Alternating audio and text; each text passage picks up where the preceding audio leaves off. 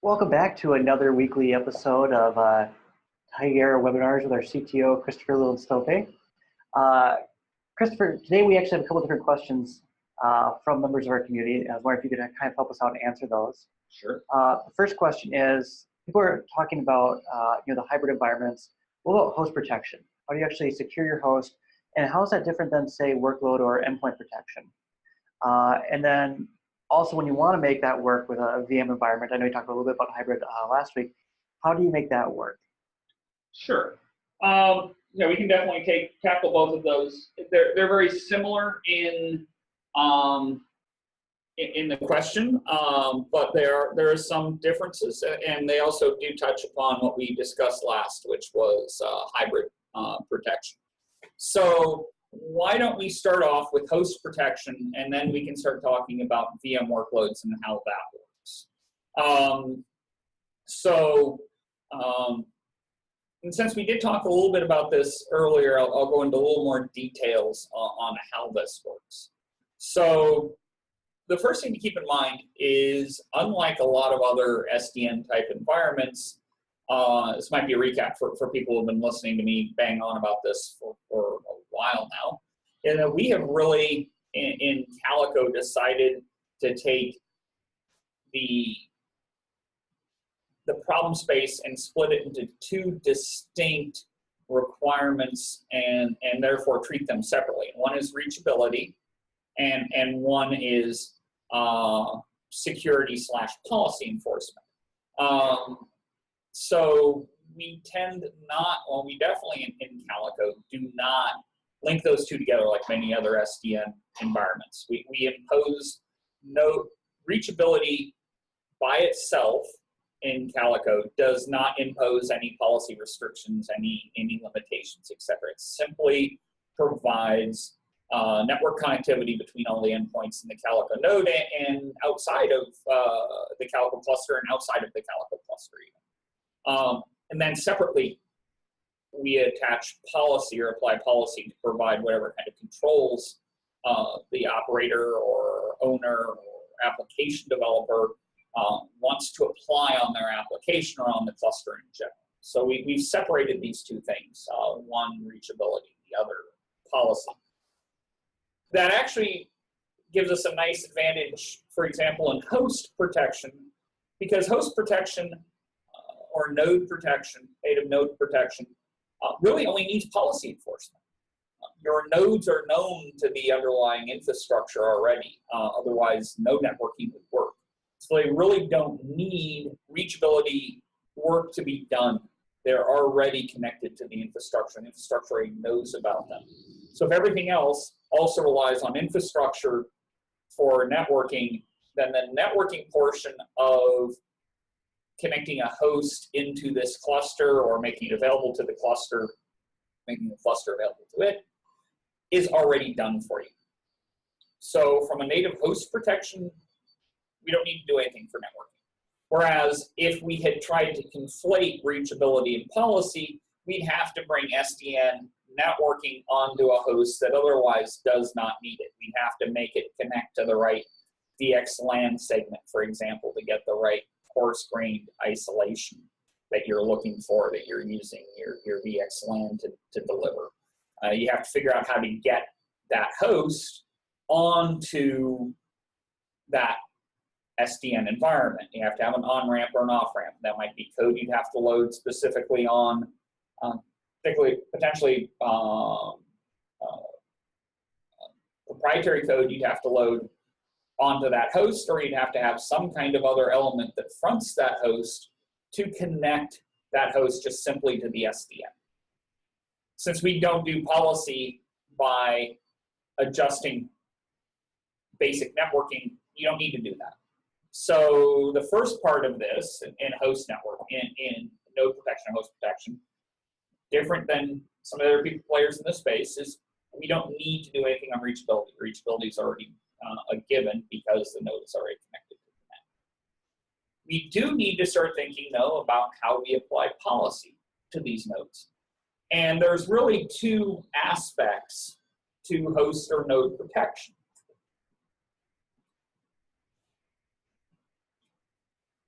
one of which is the question, how do I refer to a host? Some people use host, some people use node. A host or node in my Calico policy. So if we think about an example, we have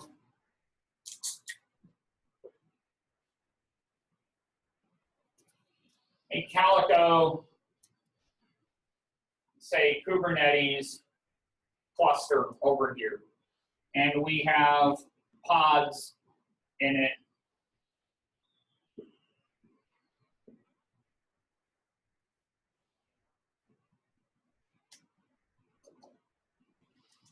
And we have some external node.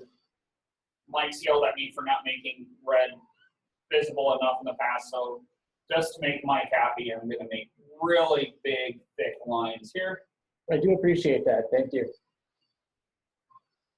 Don't say I never did anything for you, Mike. So here I've got a host, and let's just call this is a database. Let's say this is running as a database server. Oops. Again. Big, thick lines.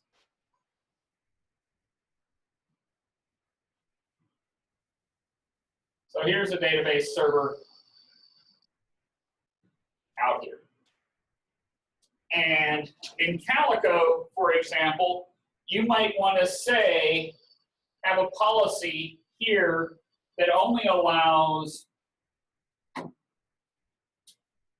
say you're doing some monitoring in your Calico cluster, and you've got some kind of nodes that are collecting statistics from all over your network and then dumping that into a Prometheus data store. So I've got some monitoring nodes here that need to receive inbound traffic from the database to provide that monitoring function. But none of these other nodes should be able to receive traffic from this database server. There's no reason for the database server to contact them. So that's one use case. How do you defend against inbound traffic coming from one of these external nodes? The other is, let's say you're doing belt and braces or belt and suspenders for Americans, security, where you want to also use egress policy as well as ingress policy. So you might have another thing, another container over here that is a database client. And it needs permissions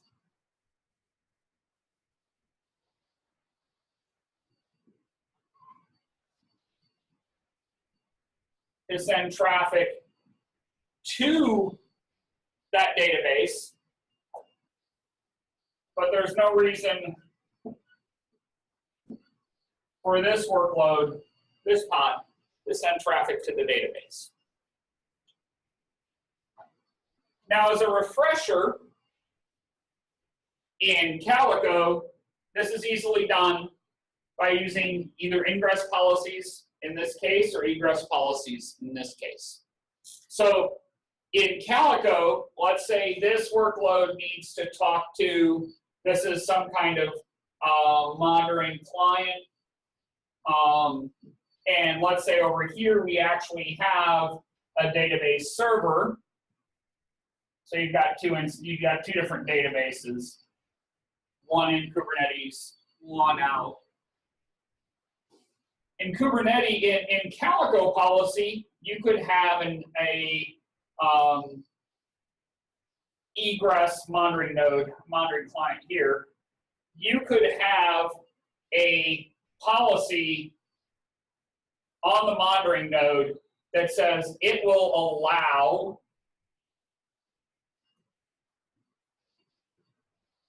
let's do the policy correctly. If role is monitoring node, allow inbound 512 from monitoring role monitoring client. So role monitoring client, monitoring node will allow inbound traffic from on port 512 from role monitoring client. So in that case, that policy would be installed on the monitoring node, and the monitoring node would allow this traffic to flow, but wouldn't allow this traffic to flow. Very easy to do within the Kubernetes cluster. Similarly, in this case, this database server, so role DB server, allow,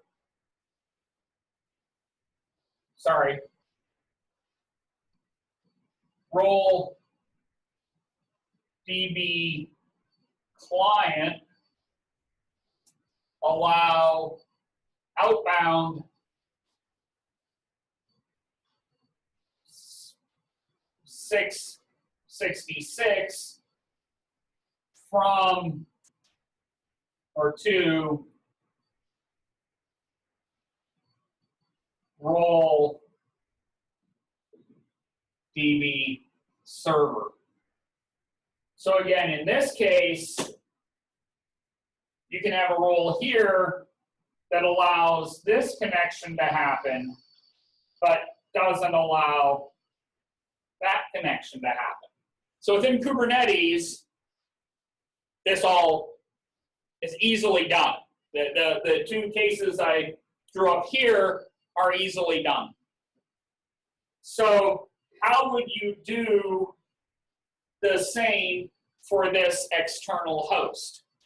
So let's say this external host or node has an address of 191.51.100.8. One of the things we have in Calico is something called a host endpoint. So you can actually create a host endpoint, even if there's no Calico node, no Calico code on this node at all. In fact, this could be an appliance. This could be a database appliance you bought from someone. It's a closed box, or maybe it's a database running on an Oracle server, i.e. Solaris/Oracle server. Or a Windows server. It's a SQL server. And there is no way for you to put code on this box. You can still define this node within Calico's data store at CDE or if Calico's using the actual Kubernetes data store, the KDD backend. So in that case, you would say that there's a host endpoint that is 191.51.100.8, and it has labels role,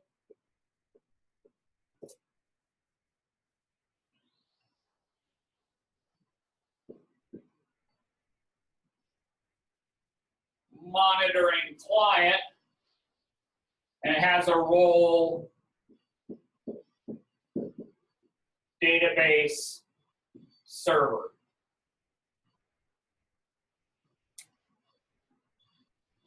So now, the same rule we wrote in Calico for within the Kubernetes cluster, the same policies. Role MN, monitoring node, allows inbound on 512 from things named role monitoring client. In this case now, these two monitoring nodes will allow traffic from this node, even if this node is not a Calico native node. Just like they will receive traffic from the Calico node that's also a monitoring client. Similarly, the role DB client rule will allow outbound traffic to this database server as well as this database server. Again, even though this is not running Calico. You've told Calico this IP address and what roles that IP address has. So this allows you to now start defining external components within the same kind of label schema you use within Calico today to allow you to have a common set of rules. Granted, those rules will only be applied on the Calico Kubernetes nodes, but this still gives you actually a reasonable way of integrating this host into this environment. So that's the first stage of integrating a host or a node into a Calico environment. So that's great. But, sorry, not a but, let's think about how this might work in practice. This is a database server. It probably shouldn't be just, it's probably got people connecting to it from other places in the network as well. So you still probably want to provide protection for this, even though it's protected on the Calico side if you use the appropriate ingress and egress policies. So at one point, there was probably a firewall somewhere in front of this database server. And that firewall had rules that allowed certain nodes to talk to this database server and didn't allow anything else. So one thing you can put in this firewall rule is, let's say Calico nodes are all in the address range of 10.64.0.0/12. That's the address range you're using for Calico. You could put a rule in the firewall that says, I'm going to allow anything to and from 10.64.0.0/12. So basically, anything else in the network hits the firewall rules you already had, because it's basically a static environment. It becomes really difficult if you don't, in a Calico node, if you try and make this more explicit, the IP address of this node, and this node, and this node. The problem with that is these IP addresses change. Replication controllers might spin up a new version, or might add a new version for scale, or you might be doing a rolling upgrade, or one of them have just died and replication controller starts up another instance. These firewall rules will be static, and you'll have to go change those before connectivity works. So what you can do is say, we know, because we've decided to create a set of policies, that the Calico nodes will enforce all policies that relate to this firewall within Calico itself by doing rules like this. So therefore, if you have basically a deny all, then anything else here other than what gets matched by the egress rules from the Calico node to the firewall will be blocked. So basically, this allowed 10.64.0.0/12 is basically delegating the responsibility of securing this firewall to the Kubernetes Calico cluster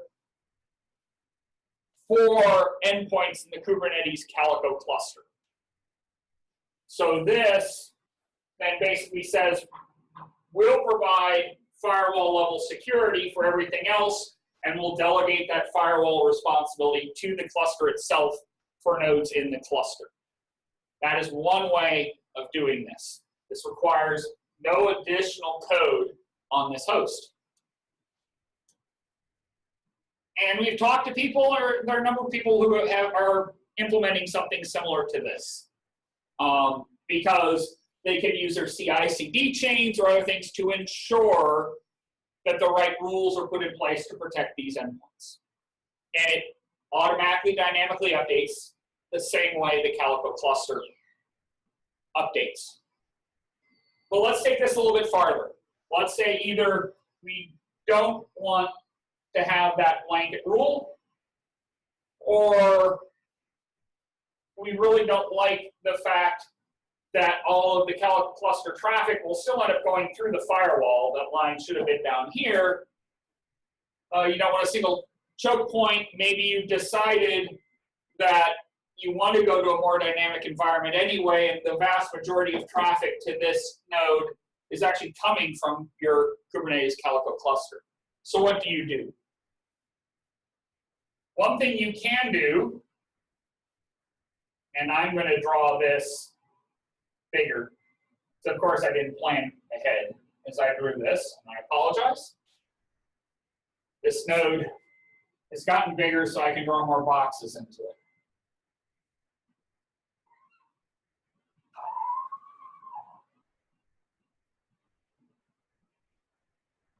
So down here, we have the Linux kernel. So this only works today on the Linux endpoints. So this wouldn't work on the Solaris example I gave, etc. And within here, I've got my IP tables, my filtering database, and out here, if you remember from your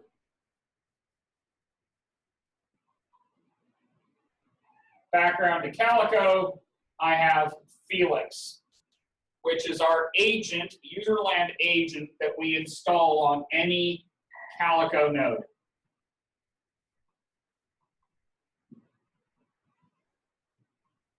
There is still no orchestrator. This is still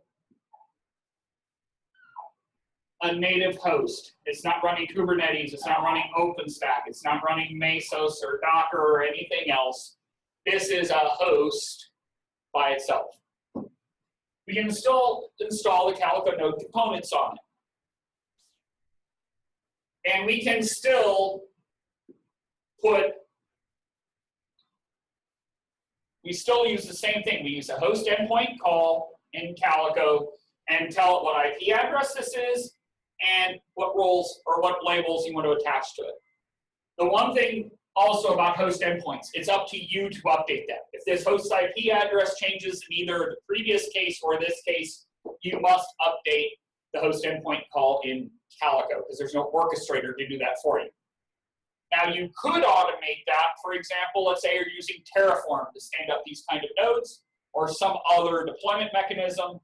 Then what you can do is have your Terraform script or whatever you're using for deployment make the appropriate calls into Calico's data store using Calico Cuddle or the Calico libraries to update this data or put this data in. So then it's sort of you're treating your deployment mechanism as a bit of an orchestrator, and you can make calls into Calico to automate that. So however we made the host endpoint call, we made the host endpoint call, this thing is still 191.51.100.8, but it now has a Felix node. So let's say we don't really like just the egress to basically, we really want to have two rules. We want to protect database servers from getting traffic from anything other than DB clients, and we want to enforce that both on the client end as an egress rule and on the server side as an ingress rule. So you have a new policy, role DB server, allow inbound 666 from role DB client. Well, all of a sudden, this and this are both DB servers. So all of a sudden, these will now install rules. This will install a rule just like the Calico node here for this Kubernetes node, we'll install a rule that basically on this host, it says it will only allow traffic inbound from the database client in the Kubernetes cluster. If you want to extend this further, let's say you had a legacy, you can see where this is going. Let's say you had a legacy DB client over here, again, not with Calico installed, and that's 191.51.100.254. It's a DB client. You could, again, host endpoint 191.51.100.254 role DB client.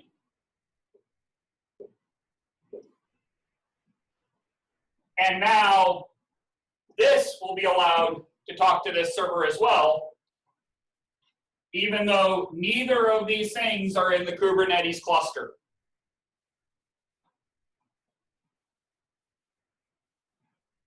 If you decide to take this to its logical conclusion, you can either get rid of or at least minimize the reliance on that legacy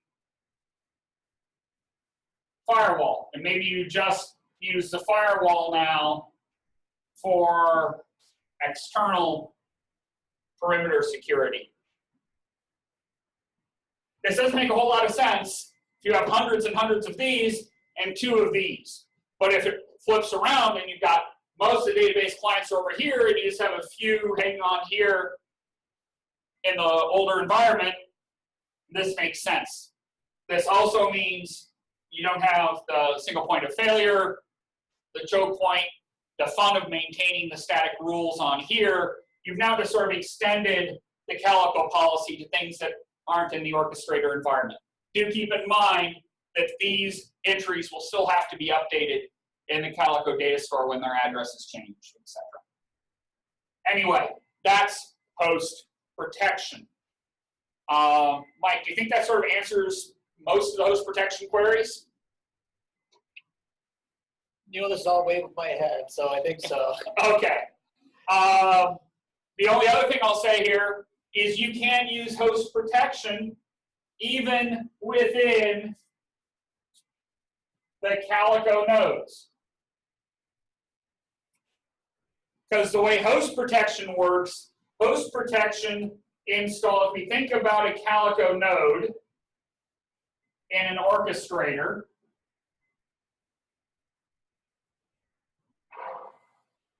you have the kernel,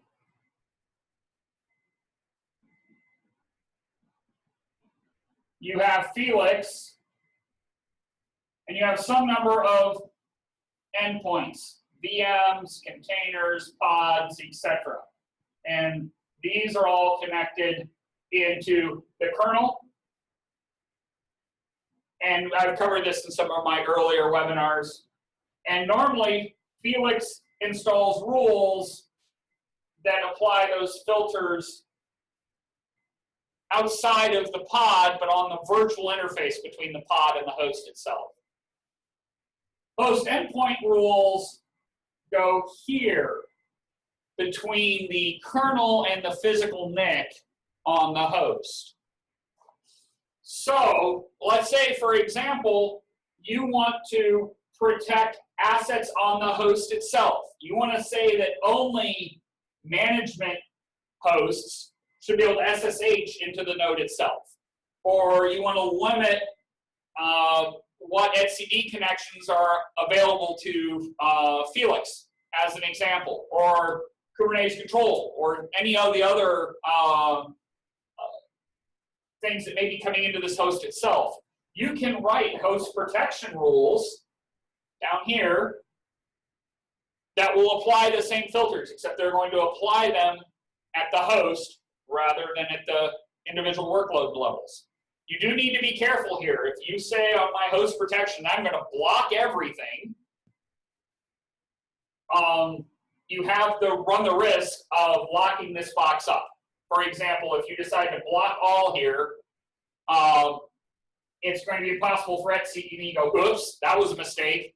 So then you try and fire up etcd or Calico Cuddle to put in a policy to allow etcd to connect to Felix. Well, the problem is I need etcd connection to Felix to update the rules to allow etcd to work.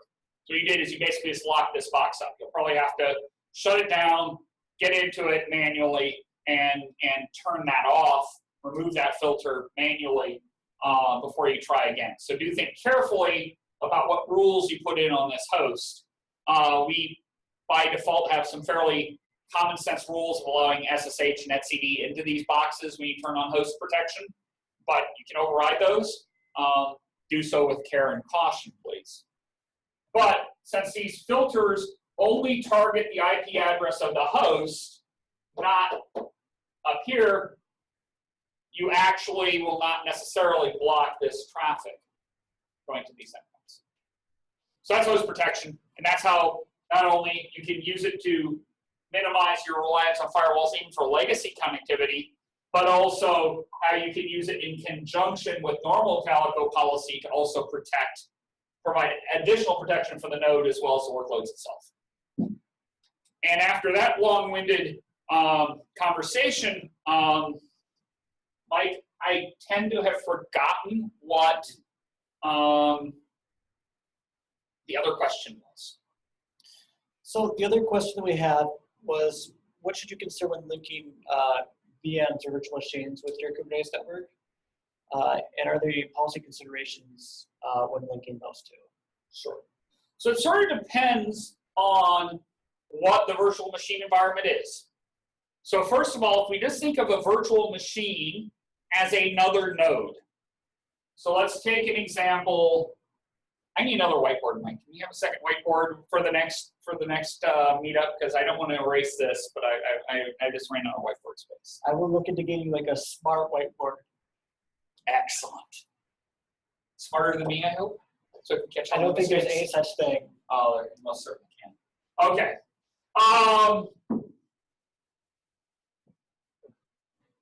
Let's see what I can do here. I'm going to, everyone remembers this. I'm going to go ahead and erase this. Wait, what was that? Yeah, exactly.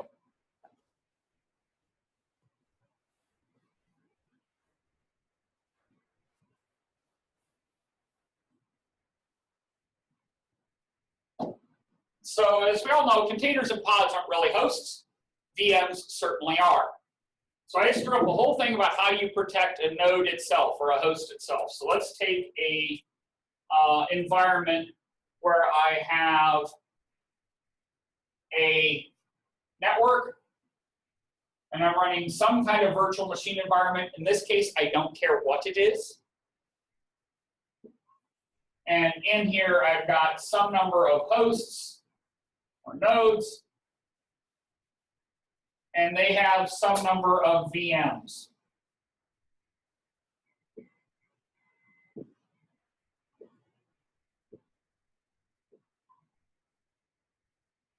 Those VMs are connected in some way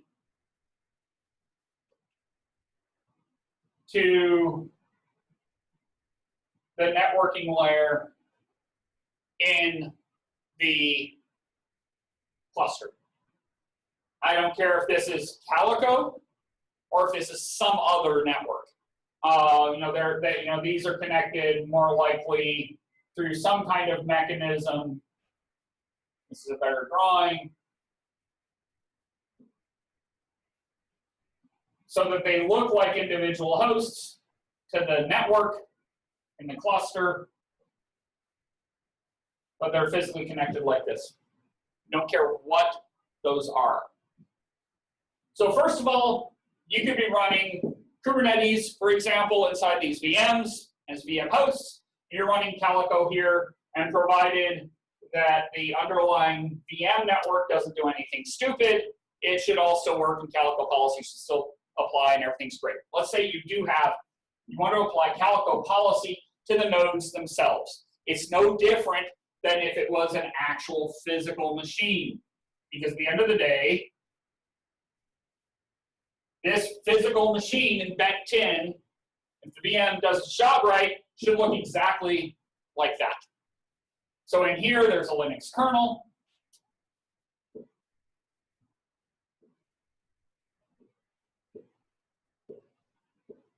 There's a Felix. And that Felix is connected to Calico's data store.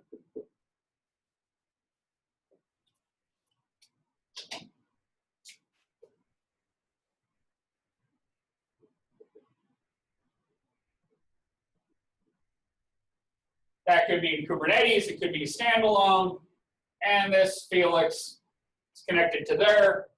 You've done the host endpoints for these things, you apply the policies based on labels, etc. The filters get installed right here, just like they were in this host in the last example. And I have now used Calico to apply host protections to VMs,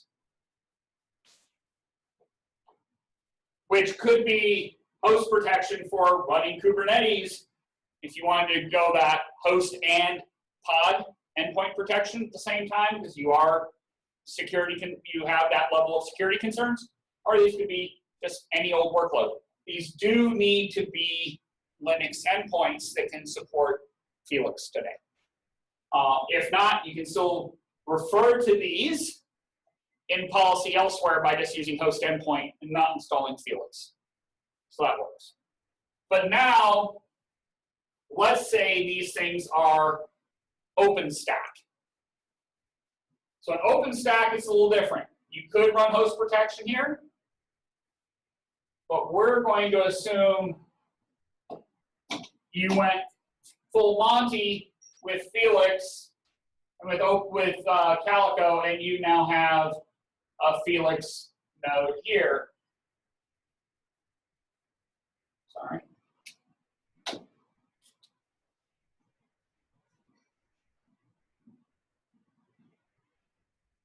Then just like the case of pods, the Calico data store drives filters in the underlying host to protect the VMs. Don't care at that point if these VMs are Linux, Windows, Solaris, AIX, whatever you can put in there. BSD, whatever. So Felix provides protection here. Great. So I have, this is the classical Calico on OpenStack.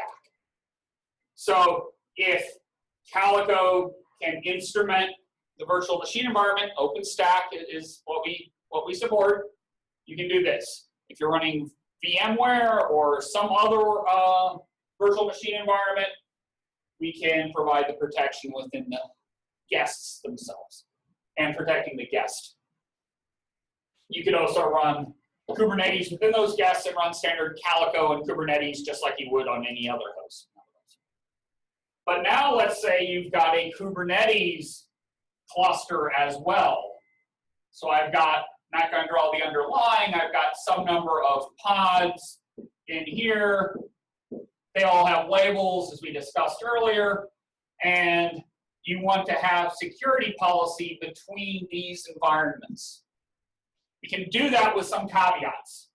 So, that Calico data store is also being connected by the Kubernetes cluster. We talked about how you can do this on the last session, although we're talking about two Kubernetes clusters in different environments. This is Kubernetes and OpenStack. The limitation is the OpenStack is a very different concept of labeling. They use something called security groups, and each workload can only belong to one security group. We map those security groups into labels within the Calico data store. So each security group becomes a label. Each workload can have exactly one label attached to it there then, because it can only belong to one security group. By default in OpenStack, the policy we implement when you do a security group is the standard OpenStack policy. You can change this, but the policy says things in security group A can talk to other things in security group A. Things in security group B can talk to other things in security group B. That's the standard OpenStack behavior. We don't want to break that. So if this is a and this is an A, and this is a B, and this is an A, these three things, these three A's can have a party with each other, and they're going to exclude B. And that's what a security group does. You could then refer to security group A and security group B, find the actual label name, which you can get via Calico Cuddle, and you can then refer to those labels within Kubernetes. And you can say that this workload is able to talk, is labeled with the same label, security group A label, such that the A's will allow this pseudo A into the party as well. You can also have a filter that says that this workload here will allow inbound from A. So you can say I'm going to allow workloads labeled D will allow traffic inbound from workloads labeled security group A, as well as whatever other rules you might want to allow. So this allows some policy interaction between Kubernetes and OpenStack. There are some nuances to making this all work. Don't have time here to go into that, but that gives you an idea of how you can make these things work. And with that, I'll open it up for questions, and thank you for your time and listening. Mike, do we have any questions? Are people all drooling asleep on their keyboards? I'm sorry, I fell asleep. Yeah, I figured. I guess, are there any gotcha use cases or any policy considerations that you need to take into account when working with a VM? I mean, you mentioned that it depends on the type of VM you're using. Yeah, so one of the gotchas is what VM environment. When people say, can you work with our virtual machine environment and Kubernetes? The answer is probably yes, but what is your environment? The answers for VM, for KVM, and for VMware are different than for OpenStack. In all cases, we can support Linux guests within a VM environment. OpenStack gives us much more options. That's one. So what is the environment? The next environment is what's the networking connection between, for example, these two clusters? If this requires some kind of on-ramp, off-ramp, that on-ramp, off-ramp, say a VXLAN gateway or something along those lines, will need to de-encapsulate traffic just like whenever it leaves a VM cluster, de-encapsulate the VXLAN header because you went for overlays. I think people know what my feeling about those are in most cases. But two, the addresses of these nodes needs to somehow be visible in the rest of the infrastructure. So you need to make sure that you're advertising, you want to do this, the addresses of the workloads that you want the rest of the Calico environment to reach, they need to be able to actually physically reach it. That's why we use routing. So you just need to make sure that the addresses of these workloads are visible in this cluster. That's one. Two is understanding the differences between the way something like OpenStack does security policies, i.e. security groups, which is inherently different than the way Kubernetes does one label, multiple labels. So one label has to encompass all possible policy graphs you might want. And this one you would hopefully use a policy per what you call role or personality or whatever that this endpoint might have. So one label has to represent all personalities. Over here, the easiest thing to do is have one label per personality. And how you make those two work is a security policy architecture decision. We offer some consulting in this space if you actually are going down this road. it's usually useful to talk to us or someone else who has done this already to understand how you might want to architect your policy so you can achieve the filtering goals you want to achieve.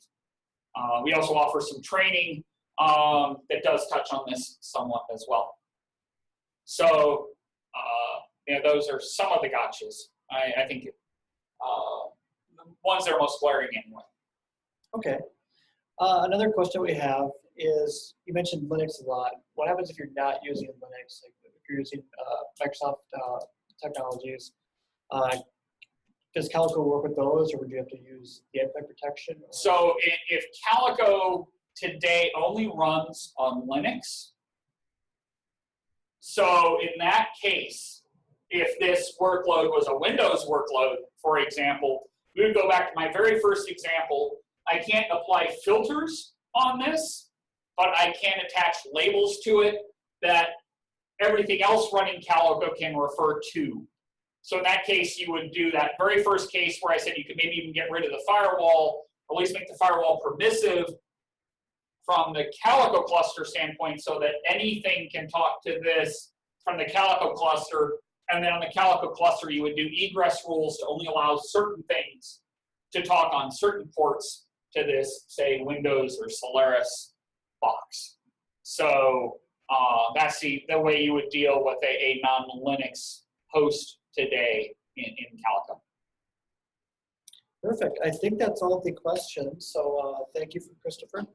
All right. Thank you very much, everyone. And see you next Wednesday, 9 o'clock Pacific, noon Eastern, and 5 p.m.